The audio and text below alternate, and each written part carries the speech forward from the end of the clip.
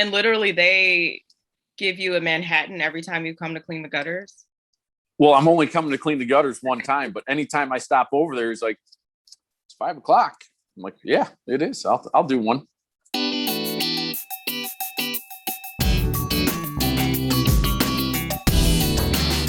Good morning, team. It is Tuesday, June 22nd.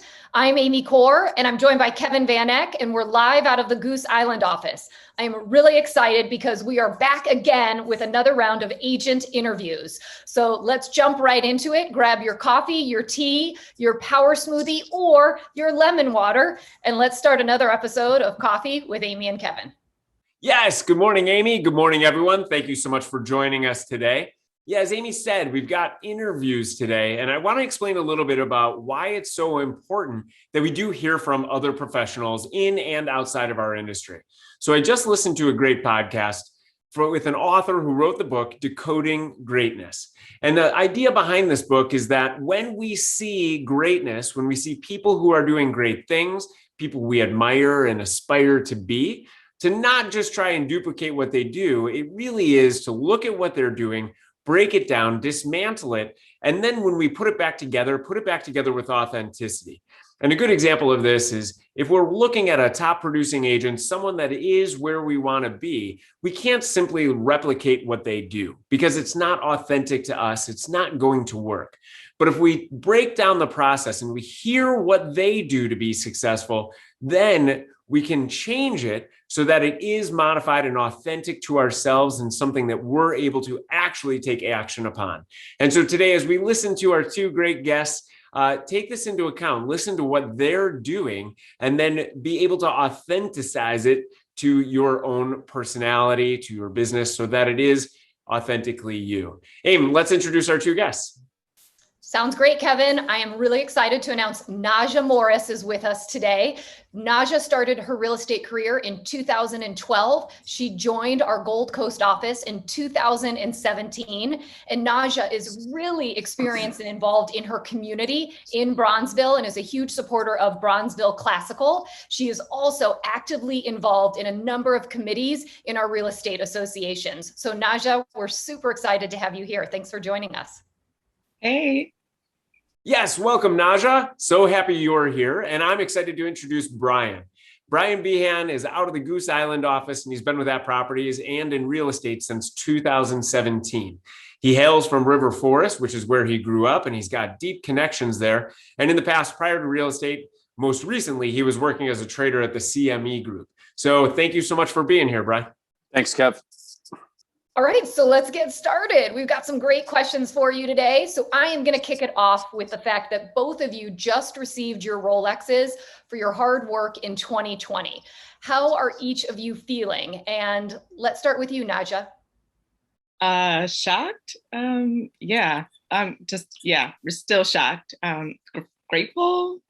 A lot of humility flowing through the veins, but still pumped up and ready to set the bar even higher. I love it. And I love the fact that I saw you and how excited you were to be able to interact with all of the other co-Rolexers who won this year. It was really, really nice. I'm so thankful that the pandemic is dying down and we were able to do it in person. So thanks to all of you guys that threw it together in, I heard, 2 weeks. Yeah, it was fun. It was fun. And then, so Brian, tell us, how are you feeling about the idea that you came in, accomplished it, and you are now a Rolex winner? Super stoked. Yeah, when I first heard about it, I was like, "Oh, that'd be really awesome to get that." And it's something I would never buy for myself. Like, I'm just not that fancy. But as I was tracking last year and seeing that it was going to be possible and I'd get it, I was just super excited and really grateful for it. That's really cool. I think that off of that, my question would be, was there a point where, for each of you, where you actually decided you were going to go for the Rolex? Or was there, it's sort of like you were saying, Brian, did it just sort of happen organically? Naja, how did it happen for you last year? Oh, it was definitely a decision. So I was at the Outstanding Achievement last year, which is 5 to 10 million. And I was at the table with a couple agents and Mike sat down next to us.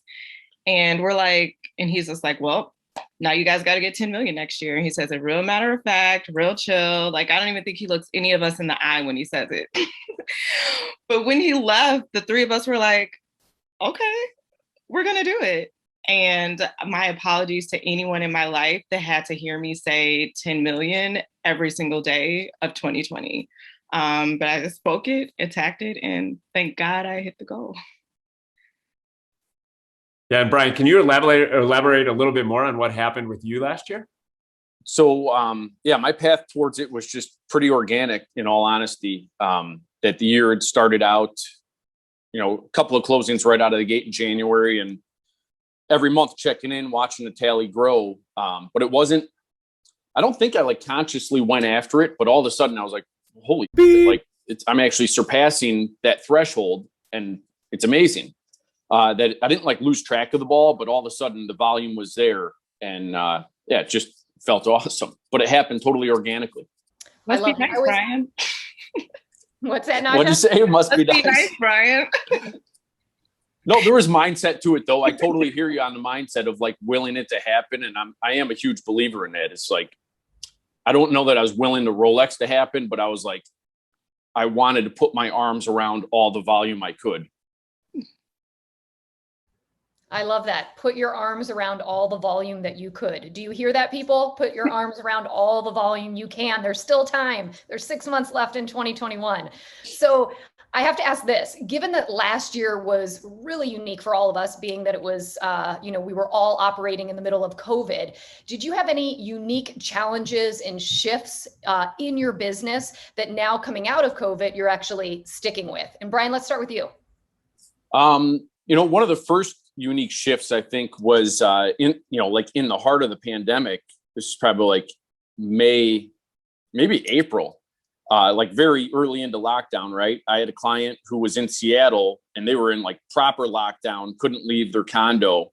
And it was a family friend, but I didn't know them at all. I was introduced through a family friend. I didn't know these guys at all. And I ended up doing a virtual showing for them at a house in Evanston. And like, I wanted to look like, not have this jumpy camera. So I went out and I bought this gimbal at Apt, which is like a steady cam, which I'm actually using right now. So it's pretty awesome. And thought I'd be using that for like every single showing for, who knows when, for eternity. But I seriously used it like twice. So, but I am using it now. So this might be the third time. I love it. Good investment. And Naja, what about you? I had a whole bunch of shifts doing showings virtually, et cetera. But one of the biggest shifts actually happened slightly before the pandemic, when I started to qualify who I would work with, and just realizing that I really needed to focus time and energy on the transactions that would actually yield a closing and yield volume. So like, for example, on the buyer side, I had to be honest with myself that I'm a better listing agent than I am a buyer's agent. But I don't believe you can be a good listing agent without being a buyer's agent, because how do you understand the most organic market feedback that we could have, which is buyer feedback? So I said, okay, so I really only could work with 3 to 5 buyers at a time because I'm not that great at it. So what do I need to do? And I ended up developing, along with my partner, 7 questions to qualify if I would work with a buyer. And 2 of those questions are they extremely motivated to buy? Like, are they going through a divorce? Do they have a lease end date? Are they having a baby, et cetera? And then another one of those questions is, do they have an immediate urgency? So do they feel extremely motivated? Do they say, I want to move in the next 3 to 6 months? Or do they say, oh, whenever? And if they didn't have immediate urgency, then I would refer them or hand them off. So I've really got really intentional with my time. That's great. I think that's super important. So can we dig deeper into that, Naja? What other processes or systems did you put in place, or have you put in place, that helped catapult you into the Rolex category? Yeah. So, Kevin, you'll like this one, with the one thing. I have 2 categories every single day, and one category is on and one category is in. And I don't move to the in category of working in my business until I finish the on category. Now, that being said, I won't have a business if I don't do the in. So it requires me to finish my on. For example, social media is underneath my on. And for me, I hate social media. It's really challenging for me. So before I even get out of bed, I make the posting. So that way, like the most stressful part of my day is already done and it's not even 7 a.m. I love that. That's what they tell you to do, right? For the thing you want to do the least in your day, you do it first and you get it over with. Don't they call it like eating the frog? Isn't that the concept? That's exactly right. That's hilarious. So Brian, so to have hit the Rolex mark is pretty incredible, but now you're trending into $30 million in sales in the last 12 months. So I know that our friends watching out there really want to understand, can you kind of break down, how you are growing at the rate and pace that you are in your business? It's really just building like natural, authentic relationships and I think that's easier for me. And I'm having a hell of a time articulating that right here. But it's because this is my neighborhood. I grew up here. I was born and raised here. I came back here. I've been here for a decade and I'm pretty involved. And there's this whole recipe that, that was instilled from Ninja and from RE 101. And I go through that each and every day. And it's sort of like second nature now, I guess. I think the question would be then, how and why do you think that people continue to reach out to you? Because you're from River Forest, but there are a lot of agents that are from where they're working. There are a lot of agents that grew up in their hometown and that's where they're selling real estate now, but they haven't been able to experience the kind of success you have. But what do you think is different about you that's allowed you to get to the Rolex and beyond? One of the things is from the trading background, like I'm super analytical. So if I'm listing something, I'm really peeling the onion and figuring out what I think fair value is and articulating that to my client, right? And like, we want that goal. We don't want to list it at $2 million and talk about it in December that, well, the market's telling us it's really worth 1.4. So it's time for a price adjustment. Like, to me, that just looks like beep, right? Or you're buying a listing. I think it's up here, but it's really, there's a massive spread. And there's a lot of that happened all over town here a few years ago. And I think that's probably the differentiator for me. It was like the analytics and pricing accurately and getting someone from where, from this house to where they want to go on the next step quickly and close to asking price or at asking price, or, a little bit of luck when the stars align, a bidding war.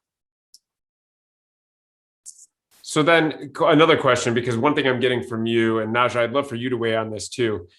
How do you avoid being salesy while still attracting people to you? Brian, if you could start, and then Naja, I'd like to hear what you think. What is the, what is the secret to not being salesy? I wish I had the answer to that, Kev. But we talked about that the other night. It's like the last thing I want is someone to see my name ringing on their phone and be like, reject. So I don't know how I do it, but I just never chase anybody, and it just happens organically. So, then once that relationship's there, then of course it's easy to have the conversation, and that conversation is of course revolving around real estate, but I just let it happen. This is so perfect. Brian, you're like so easygoing and I'm so like systematized. I know. Well, you're laying out your method and I'm like, oh my God, if I do that, maybe I do. I don't know. I need to stop and like close my eyes and think about it. I love it. I'm not that easygoing. So, and that's probably why people love working with you. So, since I joined I rarely lose a listing presentation, maybe like once a year. And I do the exact same thing every single time. Part of what I was saying earlier is like, I'm better with listings. I said, okay, so I need to be the expert on selling property. So before I go to, with every single seller, I set up a seller consultation over the phone. Before I get on the phone with them, I have their email address, their phone number. If there's a spouse or other decision maker involved, I have their information and I have the address of their home. So before I even get on the phone with them, I'm already combing through titles, seeing how much, if I can figure out how much they have left on their mortgage. I am becoming an expert on the individual neighborhood, the property, etc. Then when I get on the phone with them, and it's always a 30-minute consultation, I say, I'd just love to pick your brain for a little bit before I do a formal walkthrough. When do you have time? And then I'm always at my desk. I have a Google form with the same questions, and I make sure that I hit all of the headliners. And then I ask questions that I learned from At. What's your favorite room in the house? If you were to stay in the house another 10 years, what renovations would you do? I go through all the renovations that they have done, etc. By the time that 30-minute conversation ends, they've done so much talking that they usually feel so attached to me and they don't even know me. So, because I literally don't talk, I just ask a few questions. If I have to take a longer notes, I say, give me a moment, I'm just taking notes. On that call, I let them know my process. This is the first step. I do a formal walkthrough, room by room. After that, I'll follow up with you within 24 hours and I'll let you know my full market analysis, a marketing plan, and my suggested list price. I always tell them, so on site, I tell them within 24 hours, I always give it to them the same day. I put in my time to make sure that I have the time. I love to under promise and over deliver. And I use the same template email. I literally have, this is the criteria that I use to value your property. These are the things that I love about your home, what buyers will say, and these are the points to consider. I never say negatives, I say points to consider. And then I say, here are your staging recommendations. And then in that email, I always tell them like my fee up front. So like nothing is left wide in the open. And then I always mail something. So if I present the listing presentation on site, I never bring a market analysis. I will never give a client a number without touring their home. I feel like that's setting yourself up for failure. So immediately I will mail the market analysis to their home. When I tell you that I don't have to sell myself because they're so impressed by the thoroughness and the follow through that they immediately say, let's do it. Naja, have you taken the perfect listing presentation by chance? And I haven't. But but when I have not. But when I first joined I did do that version. Because you could teach it. I think I'm going to retire, Kevin, and I'm going to have Naja teach it because everything that you did it's awesome. It's exactly what we, tell agents to do from that first dialogue, getting the sellers to talk as much as possible so that you're just intaking as much intel. And then just the way that you're following up, it's absolutely phenomenal. So I can see why you rarely lose a listing opportunity. So that's pretty awesome. So I've got a new or different question for both of you. So is there something that either of you have recently started or recently tried or have had an aha about in the business that you wished you had started using or doing sooner? Is there something that all of a sudden you're like, God, I wish, when I first started, I was doing this? Yeah, several things is the answer to that question. But I would probably say the number one thing in present day, and here I'm going to nerd out on you, Brian, but I carry around a spreadsheet of every single thing that I have going on. So, and it's categorized. So here are my listings that are contingent. Here are my listings that are active. And then I also have, and my admin has access to this. And when I go out of town, my admin takes over and it has the seller's name, their phone number, et cetera. I have my buyers and their status, if they're actively looking, if they're likely to write a contract that week, if they are on hold. And then the key piece to this that's been the most helpful is every single listing that I have, and I'm claiming that I have it, that I don't have a listing agreement signed, but it's in the pipeline, I have that there too. And what that has allowed me to do in this market, because on the resale side, I have about 15 in that pipeline. Agents call me all the time, what do you have coming up? I've been able to go through that list and say, hey, I have an Avalon Park coming up. Here are the specs. Do you think your buyer will be interested? And then I can call my seller and say, hey, but in order for me to show this privately, I need you to at least sign a PLN. That is really great. And what I love is it's what Amy said in between you two, which is everyone's got their own method of madness to get to where they want to go, right? But I think you both are students of your market. So Naja, like Bronzeville, you are fully involved in every possible way, it seems, within that community. And then Brian in River Forest, similarly, you've grew up there and you understand what's happening and the relationships that both of you have within those communities because of involvement outside of real estate. So through your philanthropic involvement, Naja and Brian, in terms of, I know you play paddle, I think, and some other things that you're involved in the community, you've made a presence. And so that's guiding your success too.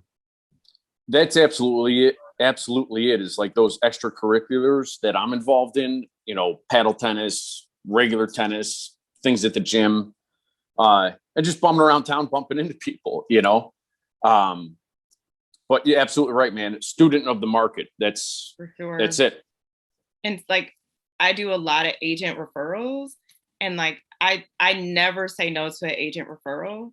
Like, it doesn't matter what it looks like. If it's in my market, I don't say no. And that's been really helpful too, because if one of our peers feels like they can trust you in a market, like you'll have every single thing that comes across their desk from then on.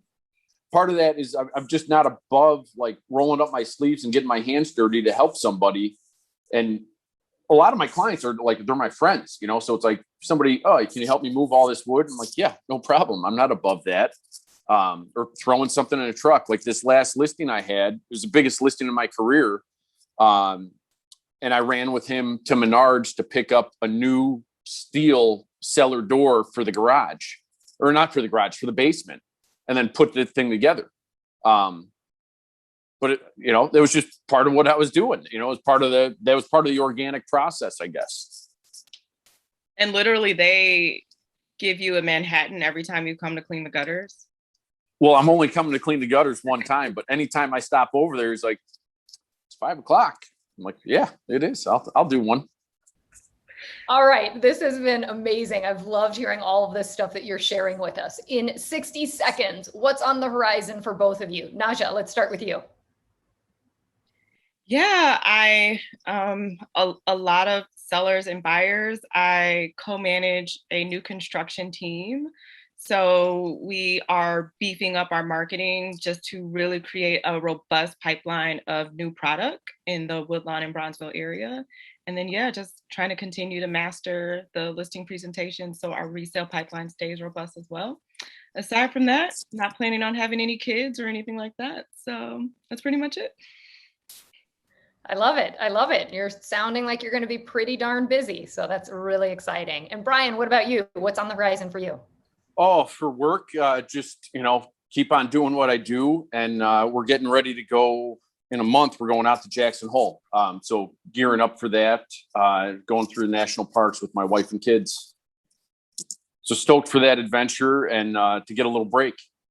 Congrats to both of you on your Rolex this year from 2020. Super exciting. It's obvious in talking with you why and how you got there. And you deserve it. All the hard work you put in, and you both are now trending even higher than where you were last year. So that's the most exciting part, is seeing your growth, hearing how you're doing it. And I think it's going to be super valuable to everybody watching. So Brian and Naja, thank you so much for being here. Everyone watching, thank you so much for watching, and we'll see you again next week. Bye, guys. Make it a great Tuesday. We'll see you next week.